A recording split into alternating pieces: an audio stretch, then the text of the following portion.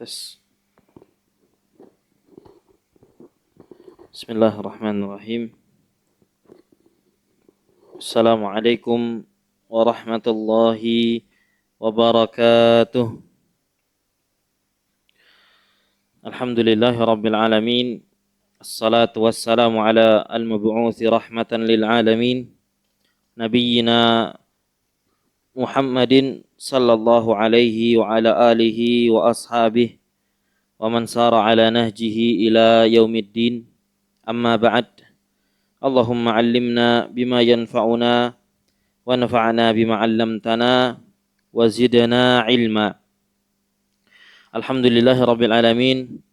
Kita bersyukur kepada Allah Subhanahu wa taala atas nikmatnya yang sangat banyak yang pada malam hari ini Allah Subhanahu wa taala masih berikan kepada kita, dan alhamdulillah nikmat dari Allah tersebut pada malam hari ini kita gunakan untuk hal-hal yang bernilai taat kepada Allah Subhanahu wa taala. Kita melaksanakan salat maghrib barusan berjamaah, kemudian kita lanjutkan dengan menuntut ilmu, mempelajari ayat-ayat Allah Subhanahu wa taala dan hadis Rasulullah sallallahu alaihi wasallam. Kaum muslimin dan muslimat, bapak-bapak, ibu-ibu yang semoga senantiasa dirahmati oleh Allah Subhanahu wa taala.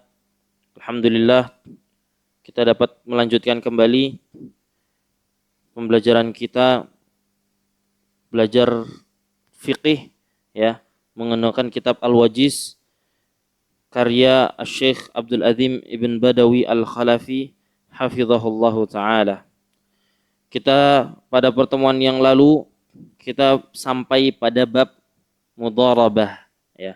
Kita masih berada di kitab jual beli ya. Kita masih di kitab jual beli dan tepatnya di bab mudharabah. Qala al-muallif, penulis mengatakan ta'rifuha, pengertian mudharabah. Apa sih itu mudharabah ya? Mudharabah ini adalah salah satu salah satu akad jual beli yang sangat sering kita temukan ya, dari dulu sampai sekarang ya. Di antara kita sudah lumrah hal semacam ini terjadi. Ta'rifuha, pengertian mudharabah. Al-mudharabatu ma'khudatun minad darbi fil ardi. Mudharabah itu diambil dari kata ad-darbu fil ardi, yang mana artinya yaitu as-safaru lit-tijarah. Artinya adalah melakukan perjalanan untuk berdagang. Ini kata asalnya ya. Dan ini diambil dari firman Allah Subhanahu wa taala dalam surat Al-Muzammil ayat paling terakhir. Allah mengatakan di situ, salah satu potongan ayatnya, wa akharuna yadribuna fil ardi yabtaghuna min fadlillah. Dan orang-orang berjalan di muka bumi ini mencari sebagian dari karunia Allah Subhanahu wa taala. Wa tusamma qiradun. Mudharabah juga di dalam ilmu fikih biasa juga disebutnya qirad. Ya. Qirad itu apa? Qirad itu mustaqun minal qaradi wa huwa al-qat'u. Qirad itu dari kata qard yang artinya itu qat', sepotong. Jadi qirad itu artinya qat, sepotong. Kenapa disebut sepotong? Li'annal malik qata'a qit'atan min malihi liyatajira fiha wa qit'atan min ribihihi. Jadi disebut sepotong. Kenapa kok ini disebut sepotong? Karena dalam transaksi ini pemilik modal yang punya uang itu mengambil sebagian dari hartanya untuk diperdagangkan. Jadi dari hartanya yang utuh diambil, dipotong sebagian, digunakan untuk usaha. Lalu dia mendapatkan dari hasil usaha ini, dia mendapatkan potongan bagian lagi dari keuntungan bersama dengan sang pengelola. Jadi kenapa disebut potongan? Karena sang pemilik modal memotong kekayaannya untuk digunakan berniaga ya, berniaga dengan orang lain. Wal maqsudu bihi huna, maka secara istilah fikih, transaksi mudharabah itu adalah aqdun baina tarfaini, akad perjanjian antara dua belah pihak, an yadfa'a ahaduhuma naqdan, yang pihak pertama memberi modal, ilal akhar liyat tajrofihi. Pihak pertama memberi modal kepada pihak yang kedua supaya dikembangkan, supaya didagangkan. Ya. Warribuhu bainahuma ala ma yattafiqani alaih. Dan keuntungan yang didapatkan akan dibagi rata. Bukan dibagi rata, akan dibagi antara keduanya sesuai yang disepakati. Jadi mudharabah itu yang punya modal A memberikan modalnya kepada B, kemudian B yang mengelola modal tersebut untuk didagangkan. Setelah untung, maka nanti hasilnya dibagi dua. Hasil dari keuntungan itu dibagi dua. Entah pembagiannya berapa persen, maka nanti sesuai dengan kesepakatan antara mereka. Ya. Maka ini makna atau definisi utama dari mudharabah. Dan ini banyak terjadi di sekitar kita ya. Maka salah satu dari apa hikmahnya? Hikmahnya mudharabah ini apa sih? Allah tidak mungkin menghalalkan sesuatu kecuali di situ ada hikmahnya. Maka hikmahnya adalah kalau kita dapati di dunia ini manusia itu tergolong menjadi dua, ya. Ada golongan orang yang alhamdulillah Allah berikan taufik, rezeki, uangnya banyak, kekayaannya besar. Tapi mungkin dia kurang pandai dalam memutar kembali uangnya mungkin. Atau dia tidak punya waktu lagi untuk memutar uangnya. Mungkin dia sudah sepuh atau sudah sibuk dengan kerjaannya yang sekarang. Ya. Ini golongan pertama. Nah, golongan kedua, orang yang sangat masih bisa mumpuni untuk berdagang, untuk memutar suatu modal, tapi modalnya nggak ada. Jadi secara umum orang terbagi menjadi dua dalam hal berdagang seperti ini. Ya, ada yang punya uang tapi tidak punya waktu dan tenaga dan kesempatan untuk melaksanakan atau memutar kekayaannya. Ada yang punya waktu, punya tenaga, punya kesempatan dan punya kemampuan, tapi dananya nggak ada. Nah, karena ada dua jenis orang ini, dua jenis golongan manusia seperti ini, maka Islam memberikan suatu jalan keluar yang namanya mudharabah. Sehingga syariat mudharabah ini mempertemukan keduanya.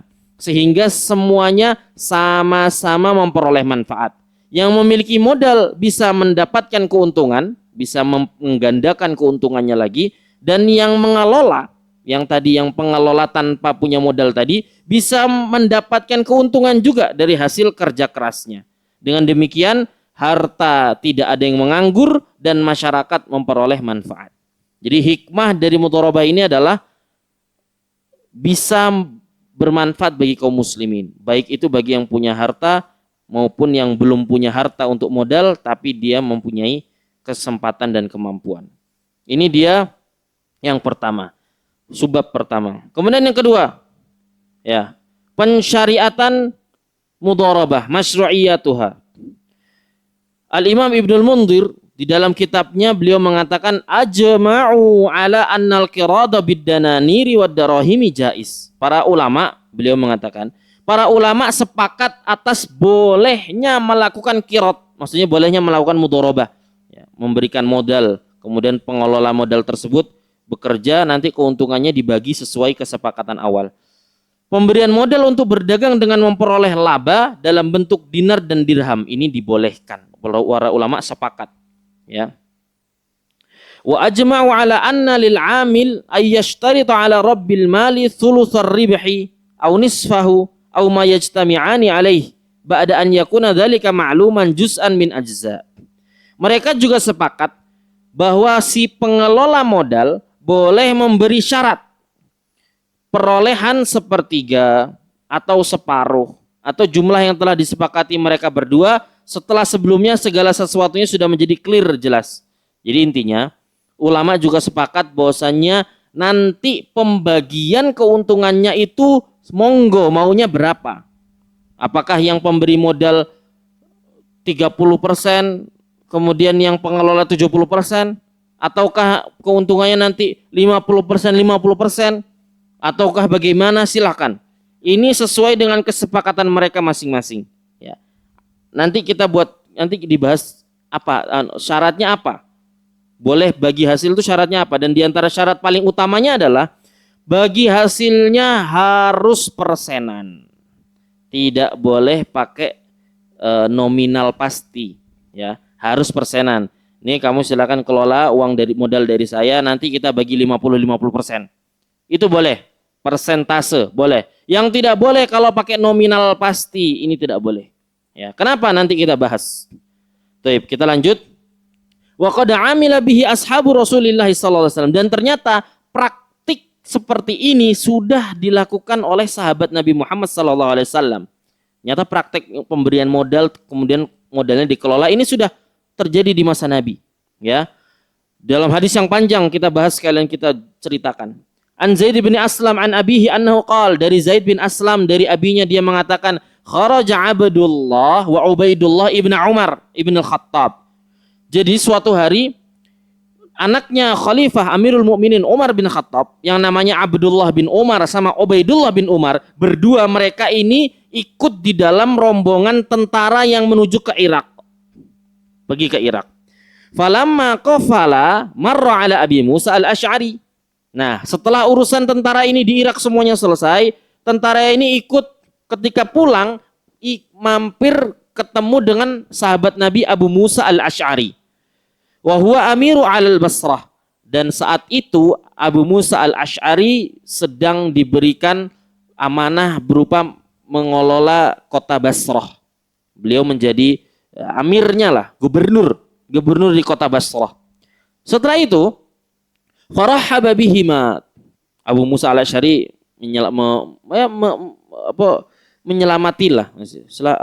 Ahlan wa sahlan, selamat datang Abdullah bin Umar, Ubaidillah bin Umar, anaknya Amirul Mukminin Umar bin Khattab. Kemudian wasahala, disuguhi, disambutlah, disambut gitu. Kemudian si Abu Musa ini ngomong ke Ubaidillah sama Abdullah, lau aqdir lakuma ala amrin anfa'ukuma bihi la fa'altu. Karena beliau ini pengen, istilah ini anaknya Amirul Mukminin, anaknya pemimpin Islam saat itu. Ya masa kita cuek-cuek, ya enggak loh. Si Abu Musa bilang, kalau saya bisa melakukan sesuatu yang bisa memberikan kalian manfaat, maka saya akan melakukan. Maksudnya, saya kalau kepikiran sesuatu yang bisa bikin kalian senang, saya akan lakukan. Ya. Kemudian Abu Musa ngomong lagi lanjutnya. Beliau mengatakan, bala hahuna malun min malillah. Kemudian Abu Musa ngelanjutin, oh iya, ini ada harta Baitul Mal, hartanya kaum muslimin yang harus dikumpulkan ke Baitul Mal, ke pusat, ya, ke Amirul Mukminin sana di Madinah, ya. Uridu an ab'atsa bihi ila Amiril Mukminin. Saya mau ini uang yang sudah terkumpul di Baitul Mal di Basra ini, uang zakatnya kaum muslimin, uang ini, uang itu semua mau saya serahkan ke Amirul Mukminin untuk dikelola di pusat sana, ya. Mau saya kirim. Kemudian fa uslifukuma fatabta'ani bihi mata'an min mata'il Iraq. Nah, daripada nganggur, ya, uang Baitul Mal yang sekian ratus ribu dirham ini misalkan, saya titipkan kalian berdua, tapi kalian pakai belanja dulu di Irak. Ini kan masih di Irak ini. Kalian pakai belanja dulu di Irak. Belanja pakai uang Baitul Mal ini, belanja keperluannya. Nah, setelah itu fatabta'ani bihi mata'an min mata'al Iraq summa tabi'anihi bil Madinah. Kemudian kalian bawa hasil belanjaan yang belinya pakai Baitul Mal tadi, bawa balik ke Madinah, terus jangan langsung kasih ke Amirul Mukminin, jual dulu. Hasil modal Baitul Mal tadi, itu yang sudah dibelikan barang kulaan, dijual dulu di Madinah. Ya, dijual dulu. Kemudian fatu'addiyani ra'sal mal ila Amiril Mukminin wa yakunur ribuhu lakuma. Nah, setelah kalian jual ke kota Madinah, kan alhamdulillah pasti ada untungnya toh. Insya Allah ada untungnya. Kalau sudah untung, anggap harta Baitul Mal tadi 200.000 dirham. Dibuat kulaan di Irak, terus dijual ke Madinah, untungnya 300.000 dirham. Maka 200.000 modal yang memang itu dana Baitul Mal, kasihkan ke Amirul Mukminin. Nah, keuntungannya yang 100.000 dirham itu PN. Jadi nggak mendolimi siapapun. Ya, ini ditawari sama Abu Musa seperti itu. Kemudian jawaban Abdullah sama Ubaidullah, dua anak Umar bin Khattab tadi, beliau mengatakan, wadidna, ya kami pengen, oke. Fafa'ala wa kataba ila Umar bin Khattab an ya'khudha minhumal mal. Nah, setelah oke, dikasih uangnya, monggo silakan kulaan. Setelah mereka kulaan, Abu Musa ngasih surat tulisan, ya Amirul Mukminin, dijelasno, ini saya ada begini, uang Baitul Mal begini, dijadikan biar lebih untung, biar tidak eman-eman uangnya, kita belanjakan dulu kulaan, nanti Madinah jual lagi, nanti dana awalnya tetap dikasihkan, keuntungannya dibagi untuk 2 orang ini. Selesai, sudah berangkat. Qadima, kemudian 2 orang ini Abdullah dan Ubaidillah sampai Madinah. Qadima faba'a fa'urbiha, jual di Madinah, dan ternyata alhamdulillah beneran untung. Ada keuntungannya, untung dari yang kulaan dari Irak tadi. Falamma dafa'a dzalika ila Umar, kemudian sudah untung, sudah dapat modal kembali dari 200.000 dirham untuk Baitul Mal itu, mereka kasihkan ke siapa berarti? Bapaknya. Kan Abdullah bin Umar sama Ubaidullah bin Umar nih yang belanja. Kasihkan ke bapaknya, ke Amirul Mukminin, sama ngasih surat tadi yang dari Abu Musa al-Asy'ari. Kemudian Umar, kita sudah sering dengar bagaimana Amirul Mukminin Umar ketegasannya, bagaimana beliau sangat-sangat menjaga diri dan keluarganya dari memakan harta haram. Beliau mengatakan, akullul jaisi aslafahu mithla ma aslafakuma. Umar bilang ke anaknya berdua ini, apakah setiap tentara yang diutus ke Irak barengan kalian semua juga dititipi Baitul Mal? Apakah semua juga dititipi uang Baitul Mal untuk kulaan terus jualan di Madinah, terus nanti modalnya dikembalikan ke Baitul Mal kota Madinah? Umar nanya ke anaknya. Kemudian anaknya menjawab, la, enggak ya Amirul Mukminin, cuman kita berdua. Kemudian Umar mengatakan, Ibna Amirul Mukminin fa aslafakuma. Umar langsung bilang, ya Abu Musa nitip ke kalian ya karena kalian anaknya Amirul Mukminin. Abu Musa pantas cuma nitip ke kalian berdua karena kalian anaknya khalifah. Yo pantas, kalian tok sing untung. Mangkat rombongan tentara, memang kamu tidak zalim, tapi kamu tok yang untung. Dan kamu anaknya saya, anaknya Amirul Mukminin khalifah. Kemudian Umar mengatakan, ad-diyal mal wa ribahahu. Balekno modal 200.000 tadi, balekno juga keuntungannya, masuk Baitul Mal semua. Kesel-kesel kulaan, wis dodol, wis untung. Karo bapak itu seneni. Kembaliin modal yang uang asli Baitul Mal, keuntungannya ya balekno. Saking beliau gak mau ada gratifikasi, gak mau ada keuntungan gara-gara dia sebagai khalifah. Ya. Kemudian Abdullah bin Umar, yang saudara yang pertama Abdullah, meneng wae, sakata, meneng wis, manut. Nah, satunya Ubaidullah, ini agak lebih speak up dia. Ubaidullah mengatakan, ya mayam bagilah kayak Amirul Mukminin hadza. Lu enggak bisa ginilah ya Amirul Mukminin, enggak bisa begini. Lau naqasa hadzal mal aw halaka la dominnahu. Ubaidullah bilang, "Loh, anggap ya Amirul Mukminin, mohon maaf, anggap ternyata kita kulaan 200.000 dirham sampai Madinah rugi, ternyata enggak untung, kita tetap nomboi 200.000 ngembalikan ke Baitul Mal, berarti kan fair gitu loh. Berarti fair. Ada risiko, ada keuntungan, jenenge dodol kok. Kita enggak enggak untung, ya wes sing tak balekno sing dapatnya saja cuman 190.000 dirham. Enggak. Ternyata jualan di Madinah kok tidak untung, ya saya tetap akan ganteni untuk bisa nambal 200.000 dirham itu. Itu mengelaknya Ubaidullah. Kemudian Amirul Mukminin mengatakan, "Adiyah, enggak balikin." Ora, balikin. Modalnya balikin, untungnya balikin. Kemudian Abdullah bin Umar tetap diam. Kemudian Ubaidullah ini tetap masih ngomong, nggak bisa lah. Kan saya jualan, saya nggak mendolimi siapapun. Dana Baitul Mal utuh. Saya juga halal jualannya saya. Saya juga nggak mendolimi siapapun. Kemudian karena mendengar itu, di dekat itu kemudian ada rajulun min julasai Umar. Ada orang-orang yang sepantaran dengan Umar yang biasa duduk berdiskusi dengan Umar. Dia mengatakan, "Ya Amirul Mukminin, lau ja'altahu qiradon." Wahai Amirul Mukminin, gini aja. Coba kita jadikan ini akad kirot saja, akad mudharabah saja. Apa itu?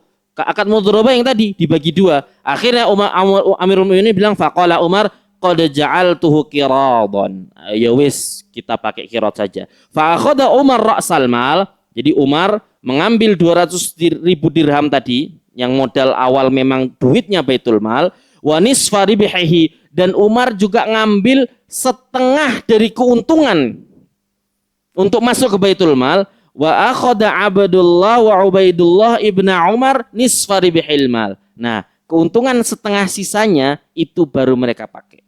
Jadi anggap dana Baitul Mal itu 200.000 dirham, dibuat kulaan, dijual ke Madinah, untungnya 300.000, lebih 100.000, maka Umar bilang 200.000 modalnya kembalikan, yang memang duit asli Baitul Mal, kemudian 100.000 untung toh, bagi dua. 50.000-nya masuk Baitul Mal, jadi masuk Baitul Mal 250, 50.000-nya baru monggo buat kalian berdua. Nah, berangkat dari hadis ini, itu akhirnya disimpulkan mudharabah itu boleh. Yang penting bagi hasilnya pakai persentase. Ya. Maka dari hadis ini kita bisa dapat sebuah kesimpulan dan pelajaran berharga tentang bagaimana Umar bin Khattab itu sangat-sangat hati-hati dia. Beliau tidak mau aji mumpung. Dan ini bukan cuma satu kisah, ya. Kisah yang lain juga pernah suatu ketika Amirul Mukminin sedang biasa. Amirul Mukminin itu paling sering untuk ngecek pasar. Kelilingin pasar. Pas di pasar nemu apa, Pak? Nemu di peternakan unta, kok lihat ada unta gede dewe, seger dewe. Wah, ini gede dewe, ini seger dewe. Terus Amirul bilang, ini untanya siapa ini? Kok mantep banget iki dewe. Terus apa kata masyarakat sekitar? Ini untanya Abdullah bin Umar. Ini untanya anakmu wahai Amirul Mukminin. Amirul Mukminin gimana? Langsung marah. Ini pasti karena untanya anaknya Umar kan? Pasti kalian yang petani-petani peternaknya pasti ngasih makan lebih kan? Dan pasti ini nanti kalau untung lebih besar kan? Karena ini untanya anaknya Umar. Anaknya Khalifah. Bayangkan, padahal ora dosa loh gue. Ya namanya anaknya Khalifah kan sah-sah saja dia mau berdagang juga, pengen mencari rezeki juga. Tidak dosa, halal, tapi Umar tidak mau. Ini mesti para peternak iki pekewo iki anaknya Khalifah iki. Ya masuk untone kuru dewe misalkan. Kita kasih makan yang banyak kita ini biar nanti lakunya besar. Akhirnya apa kata Umar? Jual ini unta, modalnya buatmu, keuntungannya buat Baitul Mal. Bodoh. Dan Abdullah bin Umar manut-manut saja. Ya. Karena itu bentuk kehati-hatian yang Umar bin Khattab. Tidak mau aji mumpung dengan posisinya. Meskipun halal, tidak dosa itu. Dia jualan biasa. Tidak melalui birokrasi apapun. Dia jualan biasa jualan. Tapi tidak mau Umar bin Khattab seperti itu. Ya, tidak mau. Maka ini salah satu pelajaran yang perlu kita pelajari, bahwasanya Umar itu beliau sangat keras. Maksudnya keras itu tegas di dalam menegakkan Islam, tapi nggak cuman tegas ke orang lain, tegas juga ke keluarganya dia. Tidak tumpul ke keluarga, tidak nggak enakan. Ya. Selama itu urusan dunia, selama itu urusan yang untuk menyelamatkan dunianya dan akhiratnya, maka Umar akan tegas meskipun itu kepada anak-anaknya. Maka dari dalil yang tadi, ketika Umar akhirnya memutuskan membagi keuntungan setengah untuk Baitul Mal, setengah untuk Abdullah dan Ubaidullah, maka para ulama mengatakan itu diantara dalil bahwasannya boleh untuk menjalankan bagi hasil. Dengan syarat bagi hasilnya harus persentase, bukan jumlah nominal tetap. Contoh orang A, kamu butuh modal, saya kasih modal 10 juta ke orang B. Oke. Silakan kamu berdagang.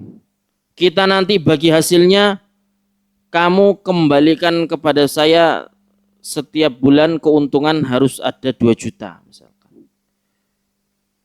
Maka ini kedzaliman dan ini tidak diperbolehkan. Kenapa?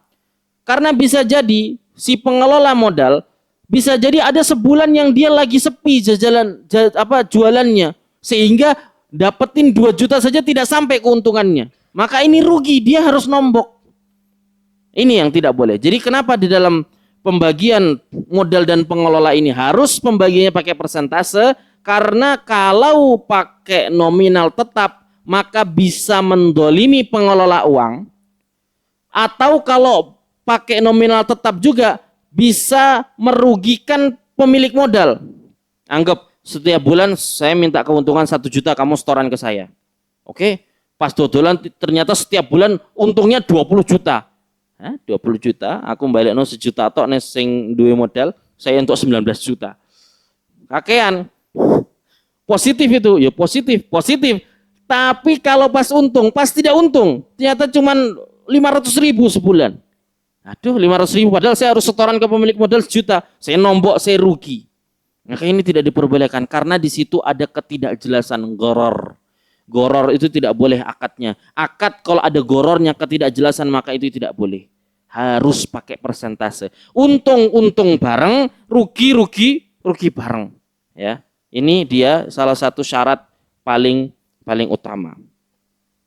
Kemudian kita lanjut. Jenis-jenis mudharabah. Jenis-jenis mudharabah. Kalau di buku ini tulisannya orang yang mengembangkan modal harus amanah. Tapi di bawahnya pembahasannya ada pembagian. Mudharabah ada 2. Mudharabah mutlak sama mudharabah muqayyad. Mudharabah mutlak itu pemilik modal memberikan kebebasan penuh kepada pengelola modal. Contoh, ini modalnya 10 juta. Karepmu arep bisnis apa? Penting halal. Nanti kita bagi 50-50 atau 40-60. Ini mutlak, bebas, kebebasan penuh. Pemilik modal tidak menentukan jenis usaha, tidak menentukan jenis barang, tidak menentukan tempat dagang, tidak menentukan cara berdagang. Semuanya diserahkan kepada pengalaman dan amanah pengelola. Nah, ini yang biasanya paling banyak terjadi, ya. Jadi biasanya pinjam modal, ya. Jasa permodalan misalkan. Nanti sekian. Nah, ini paling banyak terjadi. Ini namanya mudharabah mutlak, tidak terikat. Nah, ada yang kedua mudharabah muqayyad. Mudharabah muqayyad itu pemilik modal ngasih batasan-batasan tertentu. Contohnya, ini 10 juta tapi kudu dodol beras. Enggak mau saya kalau kamu jual selain beras. Kalau selain beras, saya enggak mau ngasih modal lagi, balikin modalnya segera. Atau kamu kalau jualan ini tidak boleh pakai motor, harus mobilan misalkan. Atau kamu dengan dana ini harus dagang ini, harus dagang itu. Atau bisa juga kamu kalau jualan pakai modal dari saya, kalau ada yang beli tidak boleh kredit, harus cash. Jadi syaratnya pemilik modal memberikan syarat dan itu harus ditaati oleh pengelola modal. Nah, ini namanya mudharabah muqayyad. Ya. Ini biasanya kenapa? Kenapa pemilik modal ngasih syarat? Karena biar dia juga nggak mau rugi. Jadi dia maunya nggak sebebas itu. Saya maunya kamu jual ini aja yang pastilah. Ya, ini lagi musim musim panas, ya jual es lah. Jangan jual hangat-hangat di siang hari. Pokoknya kamu jangan jual teh hangat di siang hari misalkan. Jualnya es teh gitu. Jadi pasti dia juga nggak mau rugi, pasti dia juga mau keuntungan, meskipun keuntungannya adalah persentase. Ya, maka ini apakah boleh dalam syariat? Boleh, selama syaratnya itu syarat yang tidak menyelisih syariat. Selama syaratnya, misalnya kamu harus jualan ini, misalnya saya ngasih modal tapi harus jualannya ini, nggak boleh yang lain, gitu misalkan. Apakah ada yang pernah mempraktekkan seperti ini? Ada. Ya. Di sini an Hakim bin Hizam, dari Hakim bin Hizam sahibi Rasulullah SAW, sahabat Rasulullah, annahu kana yashtaritu ala rajul, dia pernah mensyaratkan atas orang idza a'tahu malan, yang beliau kasih modal, muqaradatan yadribu lahu bih, untuk dia pakai untuk berdagang. Bagi hasil, si Hakim bin Hizam ini pernah bilang ke yang pengelola modal, kasih syarat, la taj'al mali fi kabdin ratbah, jangan engkau jadikan modalku ini untuk jualan binatang bernyawa.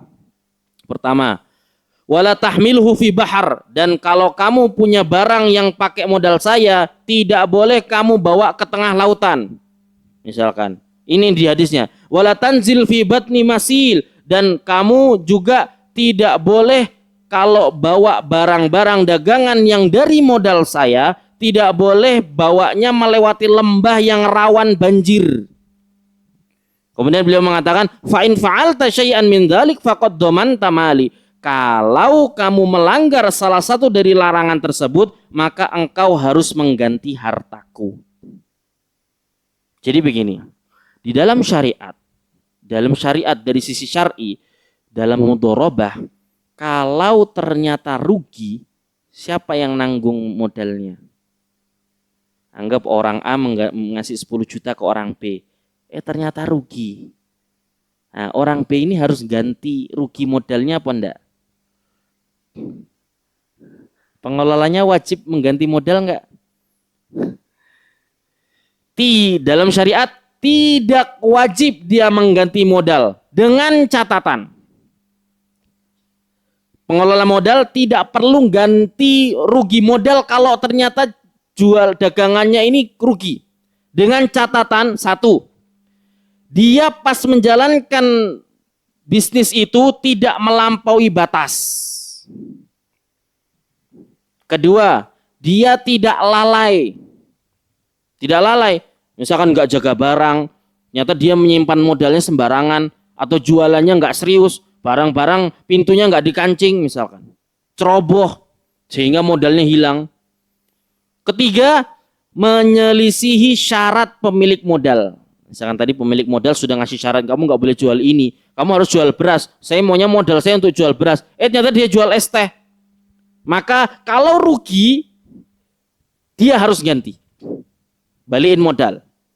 Tapi kalau dia ternyata orangnya amanah, orangnya sungguh-sungguh, ketika kita supervisi juga kita tahu betul dia sangat telaten, ulet sekali, cekatan, tidak ada yang dilanggar, semua sesuai SOP yang benar, profesional, sudah sesuai arahan, kok tetap rugi, maka dari sisi sudut pandang syariat, pengelola modal tidak harus mengganti rugi.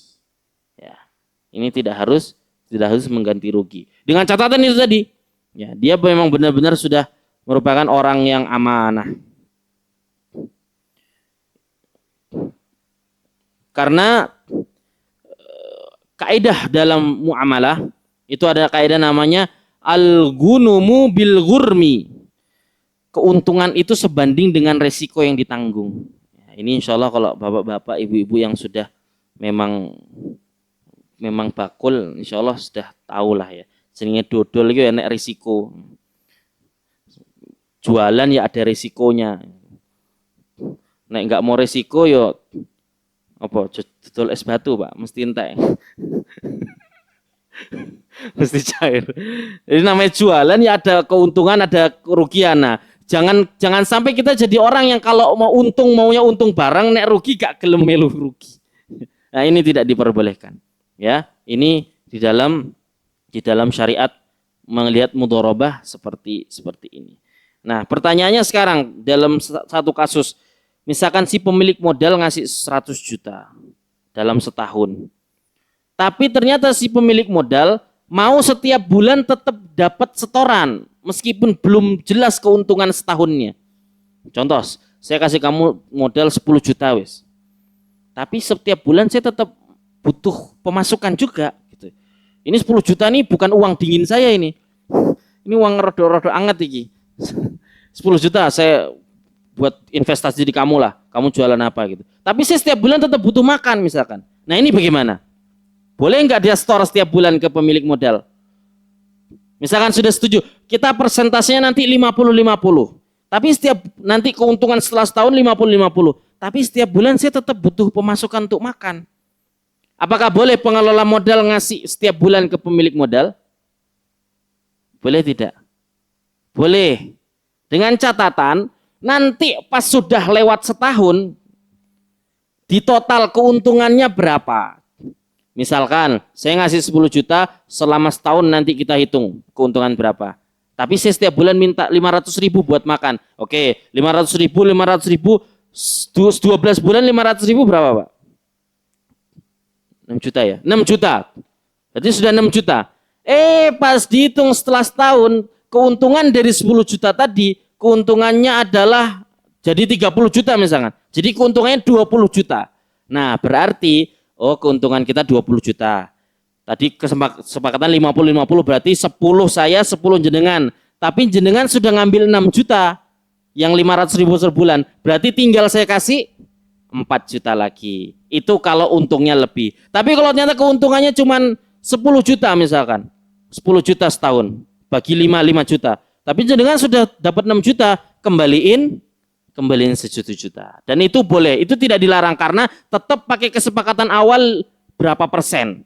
Misalkan kita sekian persen 1 tahun atau 2 tahun misalkan. Nah, tapi setiap bulan saya tetap butuh pemasukan. Itu uang hangat saya, itu bukan uang dingin itu. Ya sudah, nggak apa-apa. Tapi nanti di total di akhir. Dan ini tidak zalim. Intinya ditulis. Jadi ini memang dalam jual beli Islam itu sangat mengharuskan nulis. Di Al-Quran, Pak, ayat tentang nulis utang itu loh. Jenengan tahu berapa panjang ayatnya? Surat Al-Baqarah. 1 halaman 1 ayat itu. Ya ayyuhalladzina amanu idza tadayantum bidainin. Seayat itu ndak ada seayat itu. Itu tentang apa? Kalau ngutang tulis hitam di atas putih, ada saksinya, ada kejelasannya sampai sekian, sampai segini. Kalau tidak bisa ngelunasi bagaimana? Kalau sudah bisa ngelunasi bagaimana? Jadi itu kaidah akad jual beli dalam Islam, jangan cuman pakai percaya, Pak. Masalahnya nek kata orang-orang wong ngaji karo guru ngaji, nek wis ketemu duit sama saja. Kalau sudah soal uang, jangan lihat jenggotnya. Jangan lihat songkoknya, jangan lihat jilbabnya. Tulis, mau bagaimanapun tulis, karena kita tidak tahu hati manusia nanti bagaimana. Sekarang senyum mungkin nanti tidak senyum. Itu untuk menjaga harta kita. Untuk menjaga harta kita pemilik modal. Dan untuk biar nanti tidak ada namanya sengketa atau clash atau berantem. Semua sudah jelas dari awal. Bukan karena apa-apa, karena ini untuk keselamatan saya dan keselamatan Anda juga.